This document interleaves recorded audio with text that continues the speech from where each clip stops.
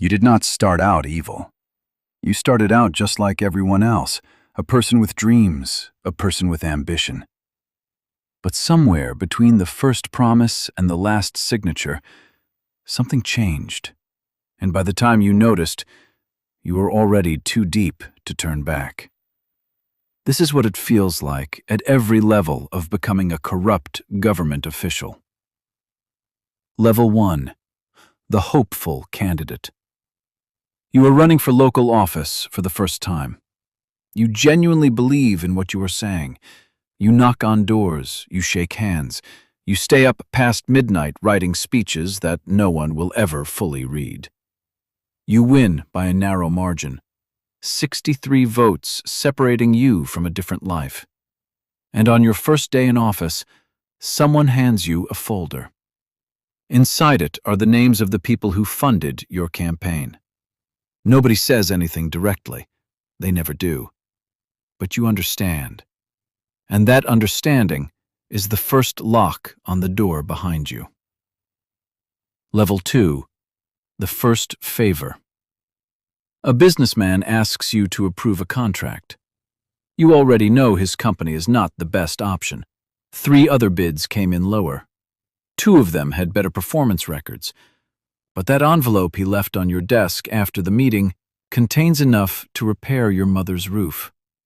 You tell yourself it is a loan, that you will pay it back. You sign the contract. The road that gets built with that money cracks within 2 years. Nobody investigates. Nobody loses sleep over it except you, and even that fades quickly. The second favor comes 6 weeks later, and this time you do not hesitate as long. That is the thing about the first compromise. It does not feel like falling. It feels like problem solving. Level 3. The inner circle. You have been noticed by people much higher up. They call it a coalition, a network, a support system.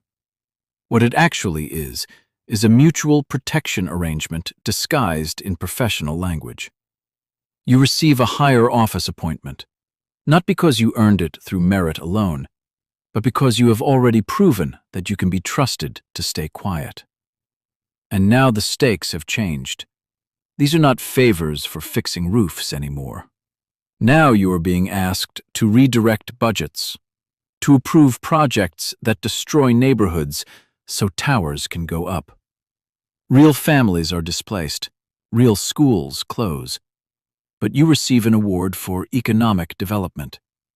The gap between who you once were and who you are now is no longer a crack. It is a canyon. Level 4. The untouchable. You stop being careful, because you have seen what happens to people who come after you, and nothing does.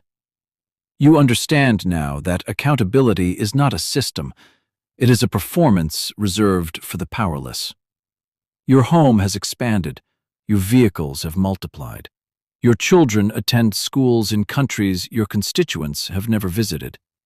You hold press conferences about the suffering of the poor, and you say it with genuine feeling, because somewhere inside you still believes you are helping. The mind is remarkably good at protecting itself. A journalist begins to ask questions. Their editor is someone your network owns. The article never runs. A different story runs instead, about your community fundraiser.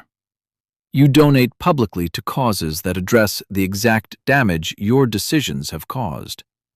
And the cycle becomes self-sustaining, corrupt, covered, celebrated. Level 5. The architect. You are no longer just participating in the system. You are designing it. You know which laws to pass that look protective on the surface, but contain the right loopholes underneath. You know how to fund your opposition just enough so they seem real, but never enough to actually win. You understand that the most durable form of control is not force. It is dependency. Keep public services just functional enough that people rely on them. but never let them become genuinely strong.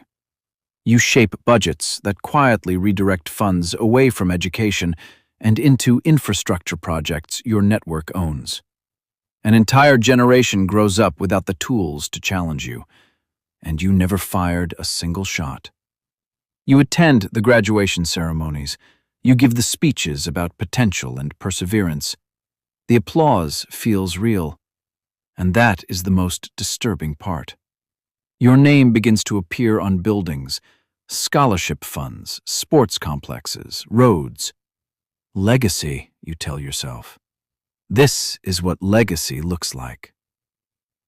Level 6. The moment of exposure. Not everyone reaches this level, but when they do, it happens without warning. Someone inside your circle decides the arrangement no longer benefits them. Documents surface, transactions that were buried, meetings that were not logged. And in the span of 48 hours, the story you spent years constructing begins to collapse. Your spokesperson issues a statement calling it politically motivated. Your network begins making calls. Some come through, others go silent. The people who celebrated you loudest are now the most aggressively quiet. And you realize that loyalty in this world was always a transaction, not a bond. A formal investigation is announced. Your name is read on the evening broadcast, and in that moment, it is not fear you feel first. It is disbelief, because you had become genuinely convinced you were untouchable. Level 7. The Reckoning. The last level. Where all the levels before it were chosen, this one arrives on its own. Some officials reach a public verdict, some reach a private one that never leaves the room. Either way, the weight becomes real for the first time in years. You think about the version of yourself that knocked on doors, who believed the speech he was giving. You wonder exactly when you stopped meaning it, and you realize you cannot identify the moment because it happened slowly.